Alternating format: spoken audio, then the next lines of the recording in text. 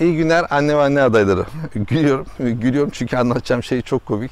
Hamilelerimiz soruyor. Hocam hamilelikte çocuk kaldırmak, rafa eğilmek, rafa uzanmak, hapşırmak, hoplamak, zıplamak bunlar düşeye neden olabilir mi?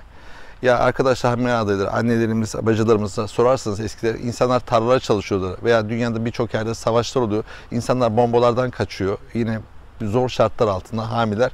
Yine bir şey olmuyor. Yani bir şey olmayacak bebeğe bir şey olmaz. Yok oraya yedim, yok bunu aldım, yok çocuğu kaldırdım. Çocuk 3 ton mu? 6 üstü 5-10 kilo bir şey ne olacak? Onu zaten günlük hayatta kaldırıyorsunuz. Dolayısıyla bunların düşükle hiçbir alakası yok. 2-3 ay içinde ne demiştik? Bebek düşecekse zaten düşecek, bir arızalı, bir problemli kromozom bozukluğu ya da yapısal bozukluğu vardır. Onu atıyordur.